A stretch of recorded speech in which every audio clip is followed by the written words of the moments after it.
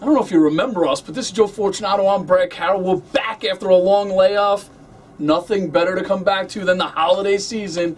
Christmas the other day, soon to be New Year's. Joe Fortunato, did you get any coal in your stocking? I got coal in my stocking by going 1-1 on the last episode of Game Day, but we all did, so hopefully better things are ahead for us with the new year. 1-1 for me and Craig, as well as Joe Fortunato. Except Joe Fortunato, the prior week, you had a losing week as well. What's going on? I don't know. I'm going to say that 1-1 is better than 2-5, so I've made some improvement. It's a little bit of improvement. Will Santa bring our viewers any winning picks? Probably not, but you and me will. I will definitely. He maybe not. Even one, who knows what he's going to do. We do know one thing. This is Brad Carroll's Game Day.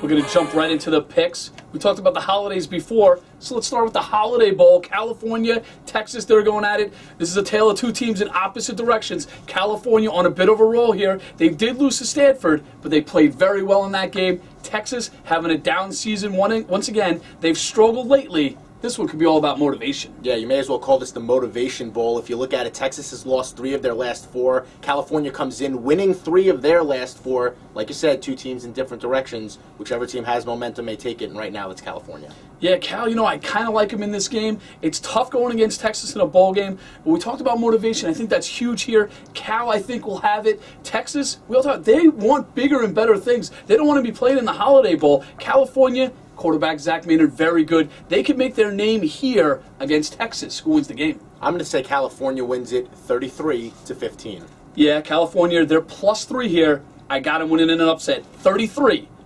Next up is the Champs Sports Bowl, featuring 2 of the most historic programs in all of college football. Notre Dame, Florida State, 2 teams on down times right now. But when these 2 teams face 2 great rivals, anything can happen. Maybe not where they want to be, but this is going to be fun to watch. Bowl game. Ho, ho, ho! Since this is the holiday season, I'm going to go easy on the 2 hosts, and instead wish everyone happy holidays. But as usual, if you want to make some extra dough to pay off those presents, listen to me and avoid the other guys.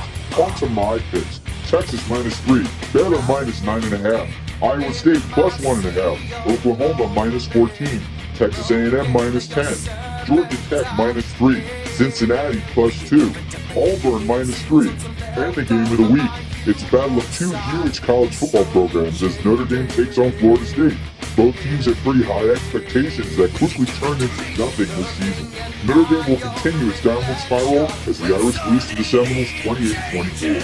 Well, the evil one comes in with some holiday cheer. I don't know if that makes any sense. It's supposed to be happy times. Not evil. Evil's not supposed to be happy. He threw a couple of insults in there to make it a little bit evil, so I guess that counts. But he is right. These are 2 very down teams that are in a big matchup here. The real question is which Notre Dame team is going to show up. We've seen them play great this year. We've seen them play not so good this year. Which team is it going to be? That's going to dictate the outcome. Yeah, we all know Florida State, they started in the top 5, tumbling down, they're out of the rankings. Notre Dame was a high-ranked team as well. We all knew that was a little bit on paper and not so much on the field. They dropped out as well. I don't know, this one's a tough one. It's going to be fun to watch. I can't express that enough. But who wins the game? I'm going to say that Florida State, who has the number 4 scoring defense in the country, is going to dominate a up-and-down offense from Notre Dame. I have Florida State winning this one 21-10. Yeah, Florida State, they're -3 in this game. I got them winning it 27-21. Hey, Joe, I got a question for you. Go ahead. Do you remember the Alamo? Of course I remember the Alamo. You do? Yeah. I don't remember the Alamo. You're never supposed to forget the Alamo. Yeah, that's what they tell me, but they didn't tell me what actually happened in the Alamo. You know who else is never going to forget the Alamo? Washington, after they get run over by Baylor in the Alamo Bowl. All right, I guess that's pretty funny, Joe. Washington takes on number 12 Baylor in the Alamo Bowl. This one's going to feature Robert Griffin III, the Heisman Trophy winner from Baylor. Baylor could do a lot of firsts this year, win their first bowl game in 20 years, get their first 10-win season in 30 years. Baylor can do it here. This is a huge game for them, and it's an even bigger game for Robert Griffin III, who really wants to prove that he deserved that Heisman Trophy. This is an opportunity for him to go out on top in the NCAA, and this is a real chance for Baylor to really make a statement for that program. Yeah, Baylor's going to want to win this. When we talk all about motivation, should be plenty of motivation on Baylor's side. Baylor is the better team. They're better than Washington. Robert Griffin III, we all know what he can do. He can run, he can throw, he can do it all. Could go very high in the NFL draft. If he decides to come out, he still has 1 year of eligibility left. This one's going to be an interesting game. The spread is kind of high. What do you got winning? The spread is kind of high, and Baylor's defense could be questionable at times, but that offense is far too high-powered. I have Baylor winning this one easily, 42-21. Yeah, Baylor's minus 9.5 in this game. They win it, 45-24. Alex Rodriguez, Derek Jeter, Mariano Rivera, and now Rutgers and Iowa State. What could it mean, Joe? The Pinstripe Bowl. The Pinstripe Bowl is back. Iowa State, Rutgers. This is going to be an interesting matchup featuring the Big East against the Big 12. Iowa State, we all know what they're famous for this year. They beat Oklahoma State to knock them out of the national championship picture. Rutgers, they had a chance to go to the BCS game of their own. They lost to terrible UConn. I don't know where to go in this game. It's two teams that are certainly in different positions. If you look at the offenses, Rutgers loves to throw the football. Iowa State loves to run the football. Which team is going to be more dynamic? That's going to separate the two today. It also can come down to who do you pick to win? A high-ranking Big East team or a middle-of-the-road Big 12 team?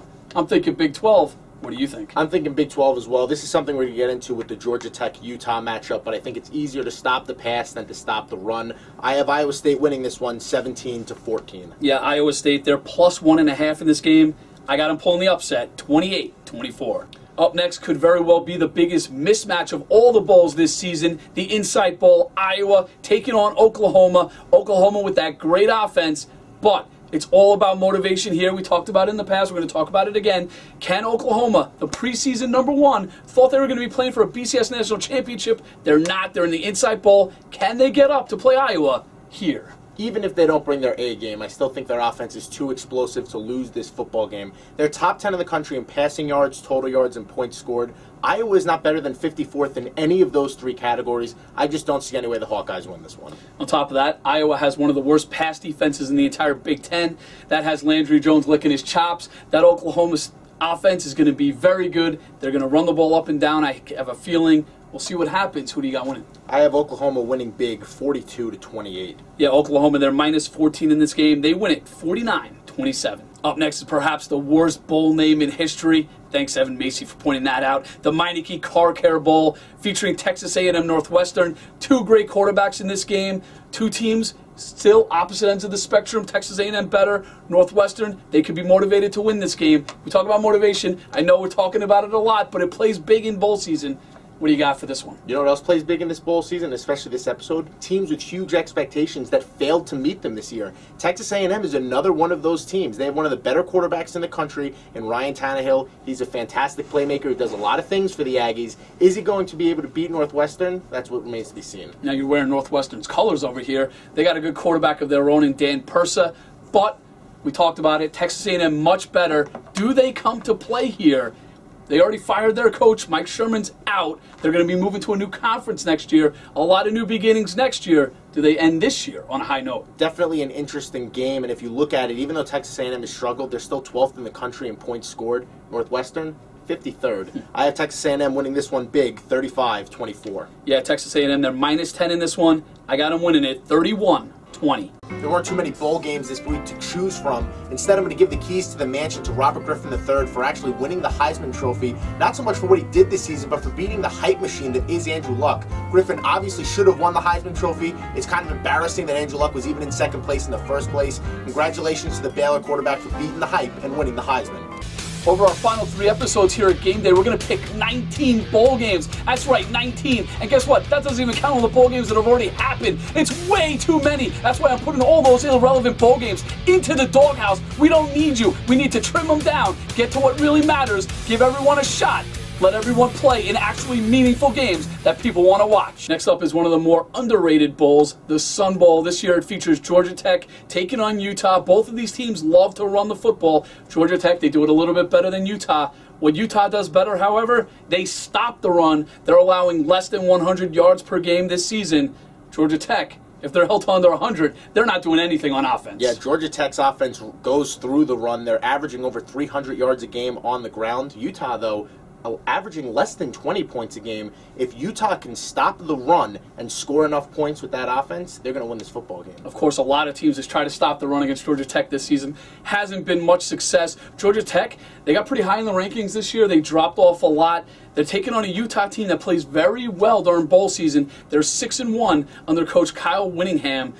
I don't know. This one's going to be an interesting one. Here's my problem with Georgia Tech in this matchup. Utah's defense, which is very good anyway, only has to worry about one part of the game, running the football. If a Georgia Tech quarterback throws 10 times this game, I'm going to be shocked. That's why I see Utah winning this one 17-14. Yeah, this one's going back and forth on it. It's going to be a close game, but Utah +3 pulls the upset 28-27.